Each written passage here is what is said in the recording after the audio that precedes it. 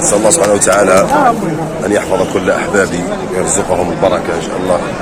والله إني تذكرتكم واحدا واحدا وأنا في صدمة، مانيش مأمن بلي أذكى عبد. الحمد لله الحمد لله الحمد لله الحمد لله. مقام سيدي الخليل إبراهيم، أنا عند مقام سيدي الخليل. نسأل الله سبحانه وتعالى أن يوفق كل أحبابي وأن يلهمكم من أمركم رشدا. والسلام عليكم. الحمد لله كملنا العمرة بفضل الله وتوفيقه وتحللنا ودخلنا في زمرة دعوة الرسول صلى الله عليه وسلم. اللهم اغفر للمحلقين، لم أكن مقصرا بل حلقت كل شعري ولله الحمد. وأسأل الله سبحانه وتعالى أن أشعل فيكم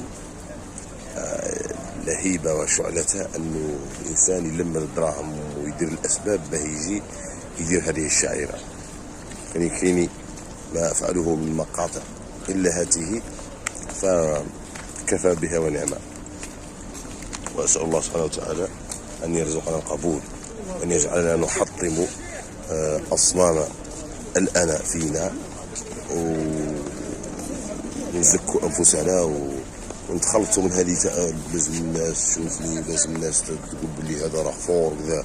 والله العظيم رانا نافيغو وننقصوا في السيئات والخطايا. ما نحبوش الصالحين نهائيا، لكننا نحبهم. السلام عليكم. وخاوتي اللي اوصوني بالدعاء قالوا لي بلي ادعي لنا، سمحوا لي اذروني اذا ما درتلكمش مقاطع، والله الله غالب. انا صحيح راني ندعي. علينا ان ننظر اليها من جانب الافتخار بالاسلام والاعتزاز به، كون ان غيرنا يفتخر بالتقاط سيلفي مع مغنيه او بين قوسين مصطلح لا يليق ان اقوله، ونحن نستحي ويصيبنا الخنوط عندما نقوم بنشر فائدة عامة أو ما إلى ذلك من الأمور المستحبة في الدين الإسلامي. لكن نعاود نديرو مراجعات في أمورنا